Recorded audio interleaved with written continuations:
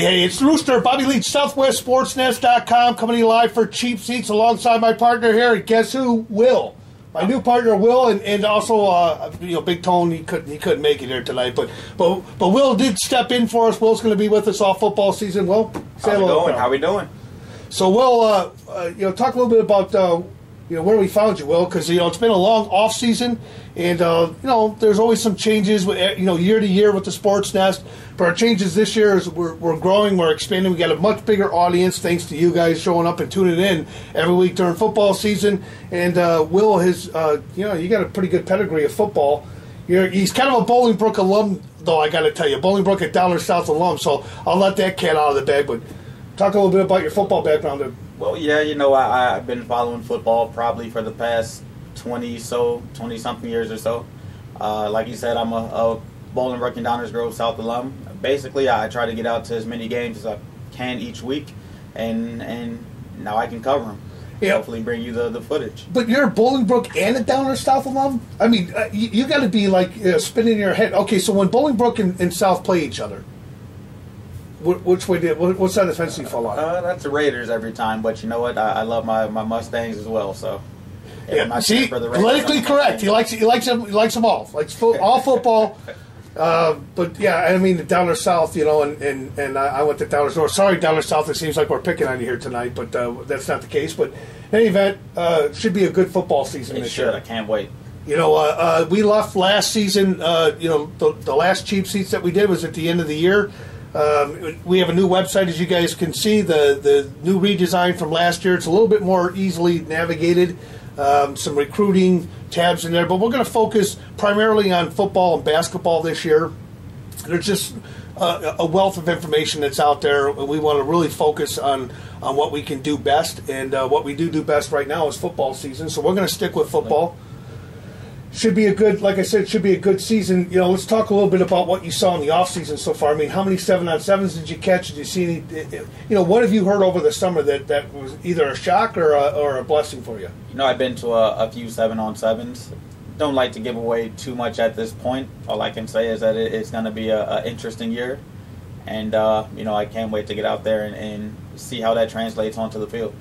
I'll tell you, one of the teams that really stuck out to me this year in the offseason, I mean, you expect to see, JCA mature and get better. And, JCA, I guarantee you they probably spent the entire last 9 months working on their secondary, after Montini, really exposed their defense. I mean, that was probably a shell-shocked game. It's a rarity. But I guarantee you that Coach Sharp and his staff spent the entire offseason working on hopefully, fixing that problem. I'm sure. Because I don't think it's athletically. It wasn't an athletic thing. I think they had the talent to play it. I just think that they probably need to make some adjustments, and they didn't do that. Scheme for it, correct. Scheme for it. And so I guarantee you that if you're playing for Joliet Catholic right now, I'm sure your defense is going to look a little bit different than it did last year. But, one of the other schools that really stuck out to me is Plainfield North. A kid that hasn't gotten a lot. Plainfield North was a solid program last year. They've been a solid program since way back. And Bibbs, after Capri Bibbs left, I think people thought, well, maybe they're not going to be as good as they've been because in the past Capri Bibbs was their offense. True. But they last year did okay. I mean they, were they knocked down, drag out great? No, but they were really young. Those kids this year are all back as seniors, and there's one kid there that really stands out to me that I think is going to be one of the area's best. When I'm talking area, I'm talking, a wide area, the entire Chicagoland area. This kid could be one of those sleepers that you college coaches are going to become familiar with the name, and that's Jay Roberts. Jay Roberts is a running back for Plainfield North. He's played baseball, and he's a really good baseball player, by the way, too. And but football wise, he could be pretty good. I mean, I'll go on a limb and say that he's right there with Ty Isaac. I mean, Ty Isaac is pretty good. He's right there. That's a tremendous limb. Yeah, that's a tremendous limb. It's a tremendous limb to be on. And but I'll tell you something. I like this kid. He's big. He's strong. He's fast. He's smart. He's got all the tools to be that kid. And if they have any offensive line at all, I mean, just a marginal. You give this kid, a crack, and he's liable to bust it for 50 yards. That's how good he is. He's got great field vision. So I think, given the amount of carries, he did pretty well last year in the SBC, but I think this year it could be a breakout season for him. It really could be. And I think, if his heart's in the game of football, because I don't know which way he's going to go. I've been told that he may go baseball or football. And if he really does, concentrate on football and goes that direction, he's going to shock some people this year. Yeah, if you compare him to Ty Isaac, then that's definitely going to be something to look out for. Yeah, he's definitely. I honest to God, I think I think he's I won't say every bit as good, but he's pretty good. And Ty Isaac, listen, I'm not going to undercut Ty Isaac. I mean, Ty doesn't need a lot of promotion, as everybody full well knows. He's already on his way to USC. And tailback U is where he's going, and why not? So who knows what his career is going to be like after he gets out of here? But could just be beginning. But I guarantee you, the one thing that Ty Isaac told me at the end of the game last year, end of the state championship game, up in the press booth, after all the shock of not winning that game, considering what he did individually in the game, it didn't really matter to him. He was really bummed that they didn't win, and like you said, I don't want to leave my high school as good a team as we have been without a state championship, and that's possible. If they don't win this year, he walks away without a state championship. And I'm sure they'll be more focused this year to get that goal accomplished. Speaking of which, with the JCA player Matt Mamo, yes, I understand you did go to his services. I did, and I got to say, I went to his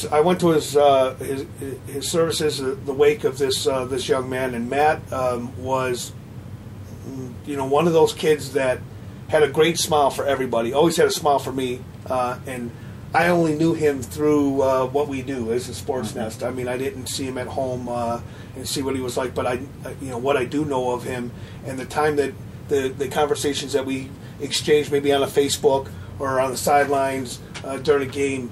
He was just a great kid, and when the chips were on the line for him, he got sick. And I wrote an article to that effect. When all this happened, and he got sick right about after the state championship game. I think within about 6 weeks, 5 to 6 weeks after that state championship game, when he was home, he was diagnosed on, I believe, January 2nd, at the beginning of this year. With a very aggressive form of brain cancer, and ultimately succumbed to that. It's a tragic story, and tragedies happen. When you're talking about, us, college athletes, high school athletes, kids, parents, we're not guaranteed tomorrow. None of us are guaranteed tomorrow. So in any event, our thoughts and prayers still go out to the family, to Mamo's family, JCA family. I've always been a big supporter and a big fan of JCA's. That's no secret. Everybody knows that. I'm a fan of high school football to begin with, but I've always appreciated and admired JCA's program and Providence's program and all the Catholic school programs. I've always admired their programs, not because they're better than public schools, because I don't believe that, but I do believe that those kids are focused on just that sport. And sometimes you go to that school just to play football, or you go to that school just to play basketball. And although those are your intentions, is I'm going to Montini just to play basketball. But when you get there, you end up doing so much more. Those schools are really good about getting them involved in other sports, and not only that, just in studies. And so, I just want to make sure that we're not endorsing Catholic schools against public schools, because we're not. But I've always admired that program, and I know that Dan Sharp will have his kids ready, and I know that there's something to play for beyond just that championship trophy. I mean, a little bit added incentive and motivation for the JCA kids. Yeah, I mean, because he won't he won't be there this year, and that's it's a shame. But you know what? I'll tell you something. Speaking about JCA in a more positive note, the talent that they got coming back is, I'll tell you what. I mean, I said this last year. I didn't think anybody could beat JCA. JCA is the only one that could beat JCA, and that really did ring true. I mean, they were in a couple of close games, and especially early in the season. Ty Isaac caught a touchdown pass with, I think, 7 seconds left in the game to win a game. They kind of pulled one out there, but I still think that there's some truth in that. I mean, you got almost their entire backfield. Malin Jones gone at Northwestern, as most of you know. He's at Northwestern this year. He'll be playing football for them. But you still got Tyler Reitz that's going to be in the backfield. The quarterback's back again this year. Yeah. He's getting some looks. What, Slowick? Yep. Craig Slowick, and he'll have a. I think he's gonna be okay. I think last year he did okay throwing the ball when he had to throw the ball. I think this year he's going to be a much more of a threat to throw the ball, and I think that's going to please Coach Sharp. JCA kind of lost a little bit when Anthony Maddie left. As far as passing, it seemed like they were getting ready to really go after a passing attack, and then they had to kind of pull back when he left and went to Aurora Christian. And so Craig Slowick has come in. Now he's a senior this year. He had a pretty good year last year, and I'm going to tell everybody on camera right now that I cut, and he let me know it too, that I cut this kid from my Pee Wee football team in Plainfield many years ago. I was the head coach. That goes to show you. And he came up to me after the game, and he pulled his helmet off, and he's like, "I'll never forget, Rooster, that you cut me." And I thought, well, hey, listen, I cut you, but the guy that ended up being my quarterback there was Anthony Maddie. So I had Anthony Maddie as my quarterback, and Slowick. I had two to choose from. I had to cut one of them, but in any event, he's coming back this year. I think he's going to have a good season. I think that Joe Lake Catholic, they start off with a tough opponent. I mean, they're starting off with Providence in week 1, and we'll get into that in the next cheap seats. But I mean, JCA's got a very tough schedule, but I don't think that Ty Isaac, being the leader of that group, I really do believe that he's the pinnacle of that group right now. I think there's a lot of kids that are going to join him by the end of the year, but I think Ty is extremely focused on winning a state title. Like, he's not just looking at saying, "Hey, I already got mine. I'm going to USC. I'm going to sit on the sidelines and I'm going to play a quarter of a game and I'm not getting hurt." He's not doing that. And a program like JCA, they live for championships. So, I mean, that's in their culture. It's not even just Ty Isaac, like you said. Right. It runs in their veins. So, I expect to see them competing for it again this year and probably every year from here until it's over. And I got to tell you, the other team that I expect to see big things from this year, and a lot of props to the Providence Celtics. I mean, Providence last year played a really tough schedule, hung in there with a lot of great teams. And at Wheaton Warrenville South, I was at that game, that ultimately ended their season. They could have, should have, would have won that game. They could have pulled that off, and they ended up losing, I believe, 21-17.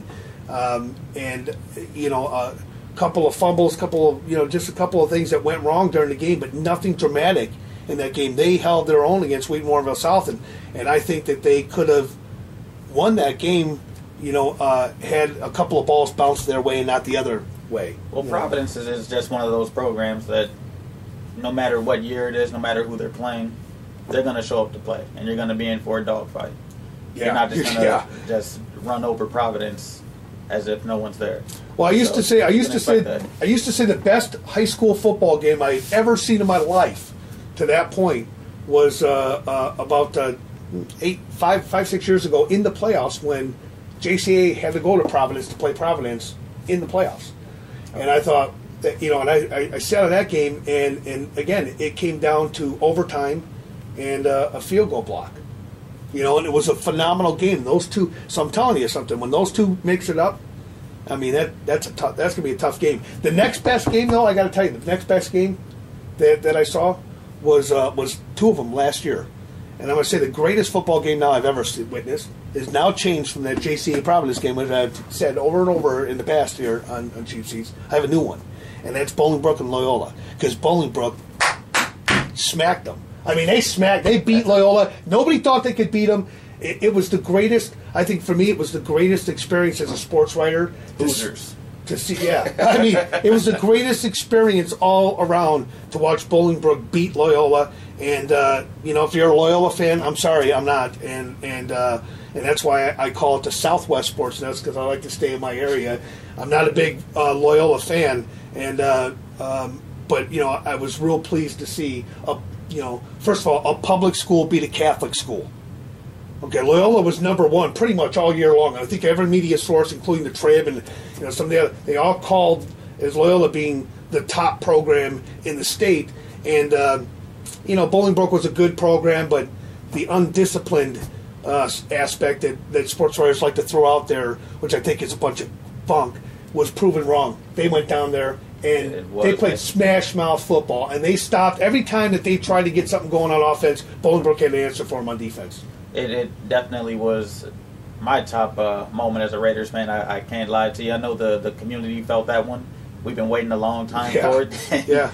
And now that it's happened, it's like a weight off all of our shoulders. I don't know if the team actually knew at the time what they'd done, but let me tell you, the whole community felt it. The people at Buffalo Wild Wings. Everybody felt that one. Felt it.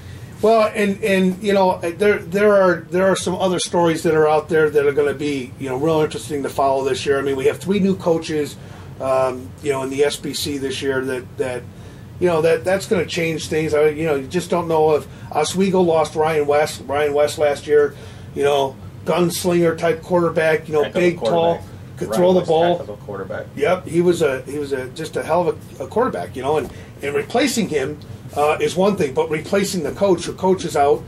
Now you got you don't have that typical gunslinger that they had last year, proven gunslinger, and you don't have a proven coach, head coach, because he's new.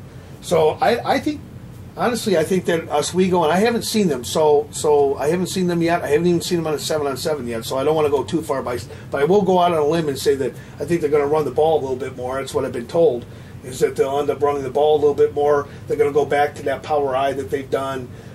So I don't know that it'd be a different Oswego that you see. It's going to be the old 3 yards in a cloud of dust kind of offense that they've always been known for. That's the Oswego I know. Yep. Let me tell you a team I did see this summer. Look pretty good. Montini Broncos. I know they graduated their all-everything receiver, Jordan Westerkamp. I don't believe that they're going to be any less of a formidable team because of that. Not at all. I saw them early in the summer. They look like mid-season form. So if you're in 5A, you've been warned. Yeah. They're not going anywhere anytime soon. Right. They're not. It's not like their last hurrah. And, Westerkamp's gone, and so now we don't have to worry about anything. They aren't going anywhere. They aren't going anywhere. And the fact is I guarantee you that they're trying to figure out their offense too, because on the sidelines of during the JCA championship game, they couldn't stop Ty Isaac. I mean, they not one rover, 2 rovers, a linebacker and a safety going wherever he went, and they still couldn't stop him. So I guarantee you they worked in the offseason on their defense just like JCA did. They were able to expose some things because even Montini to give up as many yards to one back and as many touchdowns to one back, that's kind of a who would have thunk it? I mean, who would have thunk going into that 2 great teams like that would put that many points on the board? You can't expect anything like that game from last year. You just can't expect it. And it wasn't weather. The weather was perfect. It was sunny. It wasn't windy. It was just a beautiful morning. Oh, yeah. Got nasty by the end of the day, but it was a beautiful morning. Another team that I really like this year going into the season that maybe hasn't gotten a lot of props because of where they're at, but Plainfield East. Plainfield East, I heard that. Plainfield East is going to be pretty good this year. Rampa Kid, brand new program. They had a couple breakout wins last year. Yep, they had a couple of breakout wins last year. I like Plainfield East. I like their chances. Their coach has struggled since he got there building a program. And he struggled in not necessarily the X's and O's. Calling the plays, because listen, there's no magic plays out there. It's not like you look at a coach and say, "Hey, coach, what's the magic play for 4th and 10?" There is no magic play. All right, it's play your position, play it well, but you got to be bigger, stronger, faster. I've said it every year, and you hear that over and over. You got to hit the weight room. Counts. That's the only place it counts. If you're not in the weight room and working out for a championship in November for the next year, you're not going to be there. You're just not going to be there because there's other teams and other kids. That's all they do.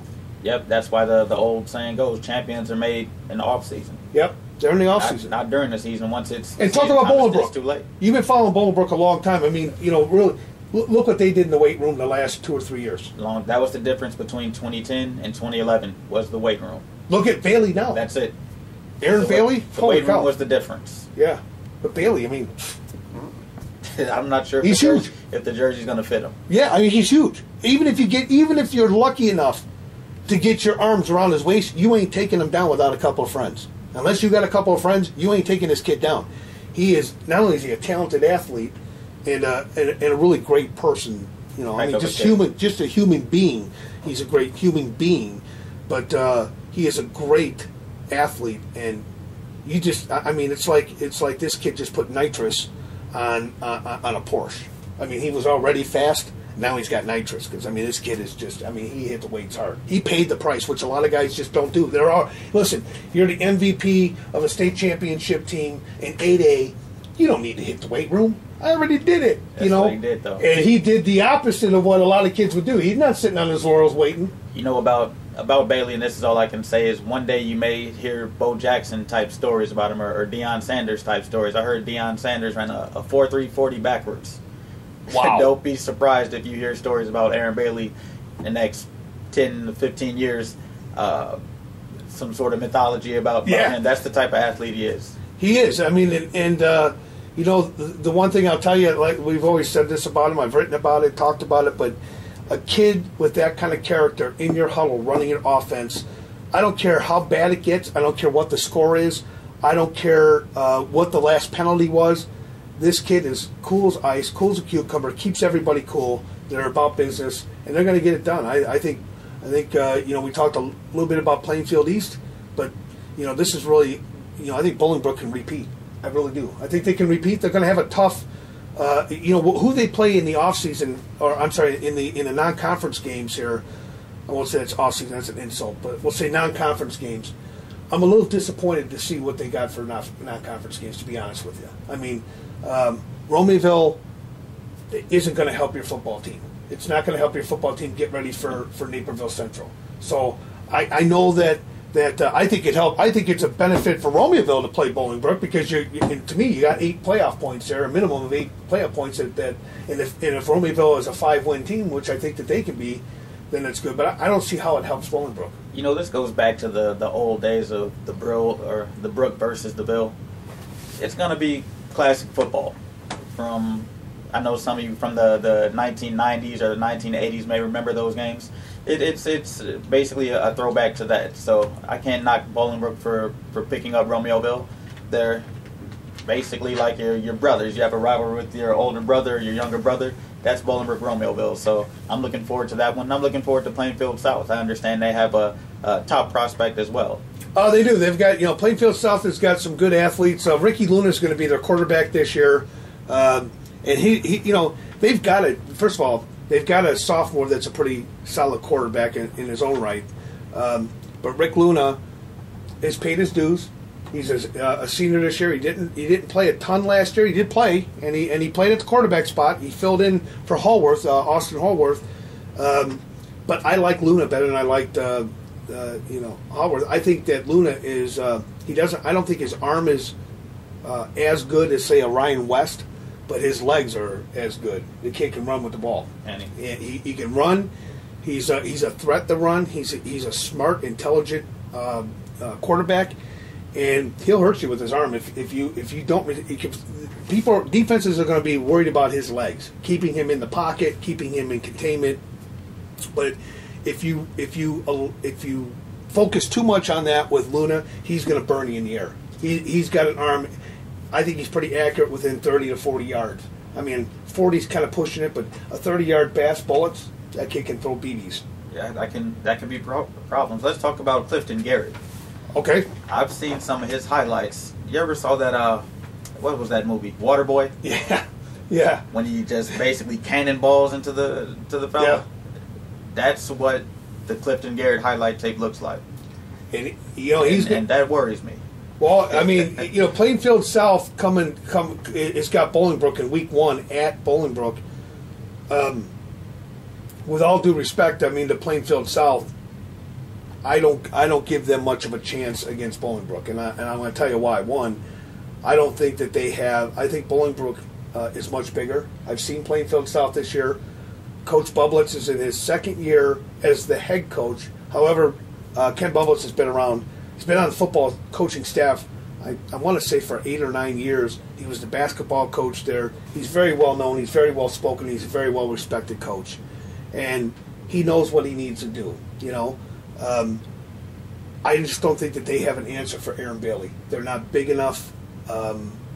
They're small. I think they're a smaller defense. They're on the smaller side this year.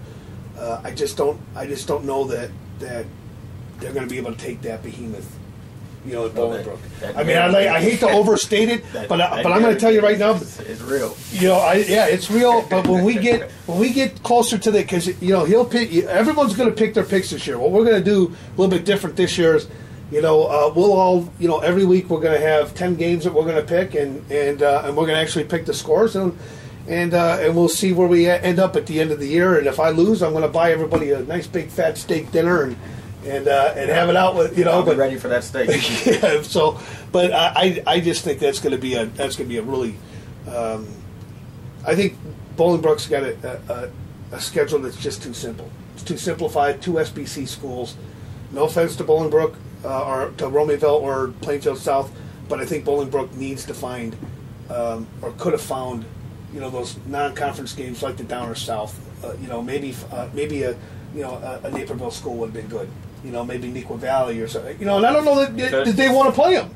That's the other thing is that, they may not want to play each other, but I'd like to see Bolingbrook in the future, look for those really big games. Go play Maine South. That would be a hell of a game, Maybe get the Hawks back on the schedule. Yeah, that would be a great game. Little Raider revenge. No problem with that. Absolutely. Go out and find those big games. I would even like to see maybe a Glenbard South, Glenbard West. You know who schedules well? Lincoln Way East. Yeah, they have a hell of a schedule. Yeah, and when they're in it, and when they're in the middle of the season, and they're up against a tough team, they're prepared because they've already been in these tough, close games, and I think there's a mental edge to that. I don't know that they're physically they're going to be any better because they played a tougher schedule, but I do think that when it comes right down to it, like last year, you put another minute 12 on that clock and Bolingbrook wins that football game. I think Ivelo said at the end of the game that it was a coin flip. It could have been, you play that game, 10 times and 5-5. It's 5-5, right? It could have gone either way. So ultimately, I want to talk a little bit about the Joliet schools. Joliet Central lost their coach this year, and I don't mean lost their coach in the sense that anything happened to him, but he went up to Johnsburg. They found him in Johnsburg. Yep. So Mike Maloney is gone and up in Johnsburg, and again. They've got a new football coach, and who knows where the Joliet Steelman, Central Steelman are going to be. I think Maloney put in there, a football program. He's trying to work on the weights. He's trying to work on the thing. Joliet Central. It's a tough job. It's a real tough job because they did a split. And really, Joliet West got, I think, more of the split when it comes to football players. They had to really rebuild from scratch at Joliet Central, and that was pretty tough. And those kids that are there, that have committed to it, have really paid their dues in the weight room. I think they're going to be a better football team. Okay, first of all, I think they're a better football team than they've been, and not necessarily because of coaching. I'm not going to say that this is a coaching thing because I don't care who you are as a coach. You got to start from somewhere. And Maloney, it's not fair to say that he didn't get them a win because he was starting from scratch. But they got a brand new football field, turf field, beautiful. They finished up, by the way, the stands and all that. So really a nice. It's a great theater to play a football game at. And I do believe that the sophomores that really took advantage of that weight room training, they're now seniors. They're going to be better for it. They're going to be better for it. And last year, they could have beat Romeoville. In fact, they should have beat Romeoville. Which was a shock to some people. Because Romeoville had Perez Ford. They had some weapons last year. And Joliet Central looked pretty good. Getting better, it doesn't always show up in the win or loss column. Right. But as a football player, when you're better and you can feel it. And I'm sure that's something that those kids are going through as they get ready all summer and prepare for the season, just like every other team is. So well, I want to see them win. We go to their games on Saturdays. They play on Saturday afternoons. I don't know how long that's going to continue to be. They may end up switching it to Fridays at some point. But, what's great about the Joliet schools is you can catch a Saturday game. Yeah. We're spread thin. I mean, we're not ESPN. We've got a lot of volunteers. By the way, we're all volunteers here. None of us make any money doing this. But we love football so much that we continue to do it. And what's great about Saturdays is you can get out and see Joliet West and Joliet Central. I think Central's got a long way to go. I think they're going to be better this year, and they could sneak up on a couple of teams. I think West is a little bit closer to that. West has some players. West has got some players. I caught them a couple times last year. They had the capability to win once they put it all together. So I wouldn't be shocked to see them come out with 5-6 wins. And I think if they get 5 wins, they're guaranteed to play in the playoffs because you're talking about they're in a conference with Homewood Flossmoor, Bolingbrook, Lincoln Way East, and Lockport. And Sandburg. It's going to be a lot of wins. So there's a lot of wins there. I mean, they're playoff point wise. If they get 5 wins, they're in. So who can they beat and who can they not beat? I'm not going to say that this early in the season, but historically, you've got Bolingbrook, Lincoln Way East on your schedule. Those are always really tough games. I think Lockport's going to be down a little bit this year. So I think that they can get. I think they're in a position anyhow to get Lockport. I think they could get Sandburg. And Sandburg is going to. They played them tough last year. They were that close. I think they beat Joliet Central. Okay, and then they got 2 non-conference games. Lincoln Way Central. And Lincoln Way Central's still out there too. But so can they conceivably get 5 wins? They should get 5 wins this year. They should get 5 wins this year. And if they don't, I'd be really surprised if they don't get into the playoffs this year. I think that they're a playoff team going into the season. I think Lockport is going to be down a little bit this year. I think they're going to, I like the coach, but he had 1 season last year, so it's hard to gauge, what his philosophy is and how effective he was in the offseason with them hitting the weights. They did come away with that first round win over Simeon, which was pretty shocking to everybody. Yeah, that shocked us. Yeah, I mean that's always a good indicator. Yep. How long had it been before they had won a playoff game? Yeah, it was some years. Right. So I mean that's looking up for Lockport, and I'm interested to see what they can do this year. Maybe they can build upon that. Absolutely, and then talking about I got out and saw Minooka. Minooka's got a new football coach who is young, aggressive, confident. I wouldn't say cocky, but certainly understands football and is putting his full attention. It's the first time he's been a football coach, or head football coach. And 10 years of coaching and teaching, and he finally got his crack, and he's taking it pretty seriously, which I think we all would, as he wants to win. And Minooka's a football town; it's a small community, yeah. and it's a football town. You win or you go home.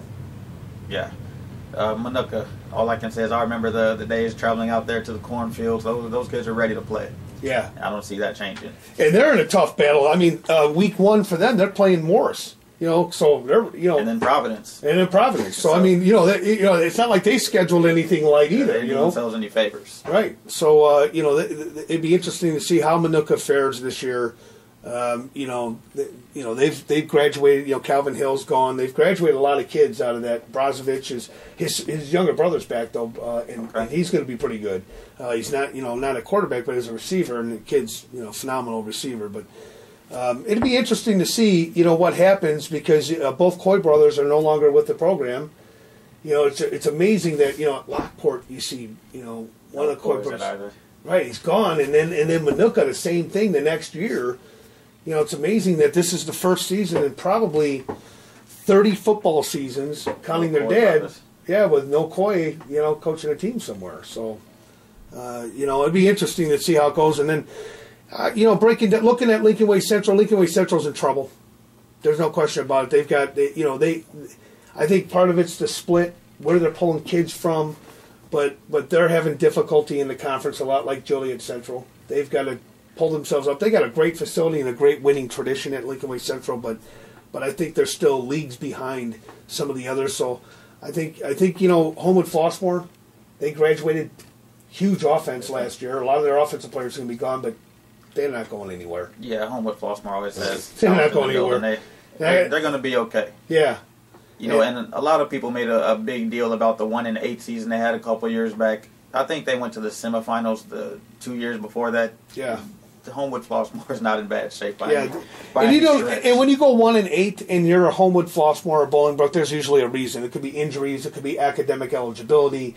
There could be a whole host of reasons that we don't know anything about. We just look at their record and say, oh, well, they're 1-8. They're terrible. That's not the case. Yeah, something must have happened there. But yeah. Homewood Flossmoor is going to be okay. Don't shed any tears for them.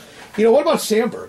What do you think about Sandburg? I haven't seen anything or heard anything about Sandburg so far. Sandburg didn't do a ton last year. They got a new football field.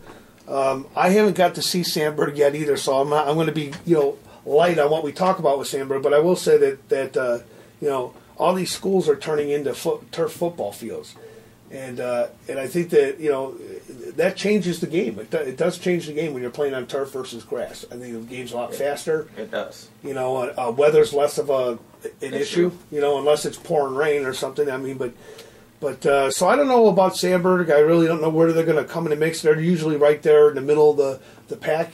They could surprise you one year. Sandburg's going to be competitive. Yeah. I still think though. Lincoln Way East, I still think it's going to be tough. I don't think you're going to see much of a difference last year's lineup and this year's lineup, other than to say that I think Joliet West is going to be the Lockport this year. I think they're going to be the one that sneaks in and gets that fifth win. And I think I think if Joliet, first of all, Joliet West needs to be in the playoffs. They're the county seat. They're the public school. They're supposed to be the big school, and I think after basketball, they're always tough in basketball. I think it's time for football. I just think it's their time. And they look like they're on the cusp. They're ready. Yeah, Corey Rogers. Corey Rogers is the guy that you're going to want to look for on Joliet West. I mean, there's a lot of kids to look for, but Corey Rogers, I saw him in track. First of all, he's the running back, right? He's the running back. And he's a little guy too. I mean, he was kind of short last year. But holy cow, can that kid run? And he's not little anymore. He's big. I mean, he's filled out. He's hit the weights. I mean, this kid wants to play college ball so bad you can taste it. He's got a swagger about him that I just love. I love kids that got some confidence and some swagger in them. He's got it. He ain't afraid to hit nobody. He's not afraid to get hit. He'll go up and get the ball. He'll stretch out for it. I mean, the kid's he's a gamer. And, man, I think he's gonna break a lot of hearts this year, opposing teams' hearts. Because he's gonna shut a lot. He's gonna shut a lot of them fans up. I saw a little bit of him last year, and he certainly impressed, especially in the open field. So. Oh yeah, you get him in the open field of the ball, and he's pretty lethal. And he's so low to the ground. His center of gravity is low to the ground. That, he can cut on a dime. He's just a smart, intelligent kid, and he can play every down. Every down. The kid never wants to come off the field. Whether he wants to go on there, defense, offense, whatever. That kid can play. So anyhow, Joliet, I think you're going to see, the Southwest Suburban Blue Conference I think it's going to break down very similar to the same way it did last year. The only difference is I think Lockport will be beneath Joliet West this year, and Joliet West will sneak into the playoffs and get a playoff game, which is about time. SBC, boy, that's a whole different animal. SBC's got 3 new coaches. I saw Oswego East over the summer. Oswego East is not going to be the pushover that they bet. They didn't look bad. They're not going to be the pushover. Myself, they didn't look bad at all. SBC, the conference is like you can basically take a bunch of teams and just mix them up. Yep. And see who comes out. Yep. And it's wide open. It's wide open. Everybody has a chance right now. So whoever's in the weight rooms, whoever's preparing the best, that's going to be the team that comes out on top. Yeah. You'll see. I think Plainfield Central's got a shot this year. Plainfield East we talked about. Plainfield North we talked about. I think Plainfield North, honestly, I'm going to tell you, I think Plainfield North is the team to beat. You have to beat Plainfield North if you want to win the conference. The conference is going to go through Plainfield North. They've got the most experience coming back. They've got a deadly offense and a very capable defense. They're going to be tough. They're going to be really tough. But again, they play on grass. And grass changes. Weather, rain can change rain can change that. So, but I think Plainfield North is going to be the team to beat. Shortly followed by, Plainfield East. I think those are the 2 best teams in the conference right now. That's not pushing Oswego's out of the way or Manuka's out of the way. I just think the 2 best teams in the conference right now are East and North and Plainfield. Romeoville, boy, Romeoville, I've been tough on them the last couple of years. I just don't like the lack of depth that they have. I think that their starting group, and a few that are on the bench are really good athletes. But I don't know that they have the depth that some of these other teams have. You know, Romeoville, they took a pretty major hit when the two high schools split. Yeah. And they probably just have to find their own identity, and then they'll be able to run with it. Romeoville's growing. They're getting more kids in the building. And I think that's gonna reflect on their play. Well, you're gonna start to see the difference. And you know, the one thing I'm gonna tell you something about Romeoville, and you know, I've followed Romeoville and written about Romeoville and covered Romeoville for about the last decade, is that you know, Coach Kuna is, I mean, he's not a not smart guy. You know what I mean? He's a very intelligent coach, and he understands the weight room. Take a look at his arms. Look how big this guy is. He leads by example. All of his coaches do. You know. And, you know, I think that Romeoville's going to be, I say this every year, that I think, last year I don't think I gave Romeoville too much of a shot, but this year I'm going to say that Romeoville's a 5-win team. And I think that playing Bolingbrook is going to help them into the playoffs. I think that's going to be the difference of them getting in the playoffs, is that those 8 playoff points are going to come in real handy at the end of the year. I think Romeoville is competitive with everybody in their conference. I don't think there's a team in the conference that Romeoville can't run with. The problem with Romeoville is talking to Coach Kuna in the offseason, talked a little bit about having 4 or 5 guys playing both ways because of that, not having that depth on the sidelines. And that could come into play late in the third, fourth quarter of games. You know, if guys are running, if you got your running back running as a corner and he's running patterns and they're throwing the ball and this kid's just running, you know, when you need that tough yardage in the fourth quarter, you might not get it. You know, it's possible, though. I've seen it happen. You can play both ways and be successful. So, you know, that's absolutely. Romeoville is one of them. Yep. Get your conditioning in. Yeah. And hydrate yourself and see what you can do. And I got to tell you, you know, I'm sure most everybody out there will say this is going to be a blowout. You know, Bolingbrook and Romeoville. Let me tell you something. I don't think it's going to be a blowout. I think that there are some heated rivalries that are there between the kids. You know, that's the reason why they put these two together. You put Downers South and Downers North together in a game, and we've covered these games. I don't care where they are. I don't care if one is 0-8 and the other one is 8-0. They're going to play each other tough. And Bolingbrook and Romeoville, they're going to play each other tough. I think Bailey's going to have a lot to work with. But I also think that Romeoville could sneak a couple in against their defense. And let me tell you, Romeoville's strength this year is their offense. You know what, though? I don't think these kids even know about the Bolingbrook Romeoville. Oh, I don't think they. I don't think they have a clue. But they do know this. I don't think I'll tell you this: when they show up at Lifetime, and I go to that Lifetime Fitness here in Romeoville, Bolingbrook on the border there. When I go there, there's a little bit of rivalry there, even in basketball. I mean, the kids still know, you know, and if they get a chance to play each other, I think that's going to turn. I don't know that, you know, competitive wise, you know, that's arguable. We can argue that all day. I think fundamentally the great thing about this game is you're bringing the two communities that really interact with each other together for a game. And when's the last time Romeoville has had 5,000 fans out on a Friday night for a football game? It's probably been a decade or more. And so, you know, having games like this, I think there's a positive to it. Oh, yeah. You know, football as a sport football is a sport that involves the entire community. That's what I love about football. Oh yeah. You got cheerleaders, you got band members, you got parents, you got students, you got faculty. Everybody's excited because it's a new school season. You're bringing everybody in the community in from all different walks of life, coming into that one Friday night game, and it's much more. You know, football is much more pageantry than it is just the game itself. It's more than just a sport. Yeah, it is everything. It's the pageantry, like you said. It's the band leaders trying to get their their bands to do the right movements and everything, poms and cheerleaders. Yep. You got your senior nights involving the parents. So football is basically the whole school embodied into one sport. And you got the concession stand too, which if Buck Tomer here, he'd be telling you all about the concession stand. You know, but you know, really, it is. It's a community thing, and that's why we love football so much. And you know, I think it's going to be a great season. Oh yeah, can't wait. Well, next week we're gonna get back into this football season here and start breaking down individual teams. Will's going to be writing a column on the site as well as I'll be doing my column as well, and Big Tone will be throwing columns in. So be sure to check out the website every day from now through the end of football season and through the end of basketball season. We're going to go right into basketball and cover that as well. So start checking us out. If you have some news for us, go ahead and shoot us an email. You can always shoot it to Rooster at southwestsportsnest.com or Will at southwestsportsnest.com and Asterix Media Group. Is it both? You know what? I don't know. I think we'll have to figure that one out. We'll figure that one out. But first column, I'll put it in there. But you'll be able to click on his. You'll be able to click on his picture and it'll come up that way. But if you have anything for us, go ahead and feel free to send it in. We hope you enjoy the new football season. We hope you enjoy our reports. We've been doing this now. We're entering our third full season of football, and we've gotten a little bit better at it, and we've gotten a little bit worse in other ways. But in any event, we're going to be here every week. So again, make sure that you guys take care of yourselves out there. Heat stroke. Before I sign off, heat stroke. Take care of yourself. Heat-related injuries. Yeah, anything that heat-related injury is a serious thing. Talk to your coach about it.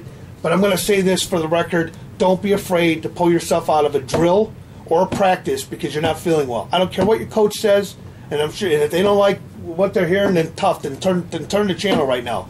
But if you don't feel well, don't play.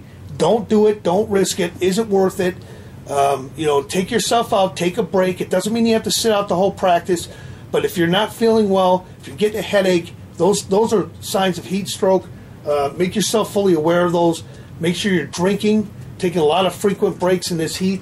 It's a responsibility to hydrate yourself, and that doesn't mean during practice or right before you start. You should be hydrating all day, really. Absolutely. Hydration starts when you wake up in the morning. Yep, and stay away from heavy foods before practice. Big steak and potatoes and that kind of stuff isn't really good before practice.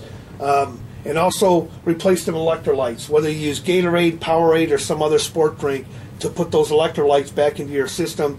Salty foods are really good too. If maybe keep a snack of pretzels around or something that salted pretzels help. But do yourself a favor, and if you're not feeling well, don't feel pressured that you have to complete a drill. If you're not feeling it, make sure you're communicating this with your coach. I'm sure they don't want you out there either. Nobody wants to see anybody get hurt. There were 5 high school football players last year that died as a result of heat-related injuries. And so it's nothing to mess around with. And that's not counting probably the hundreds or thousands that were sick as a result of heat stroke that were saved by an ambulance. Don't put yourself in that position. It isn't worth it. It's not worth it. The game will be there tomorrow. The practice will be there tomorrow.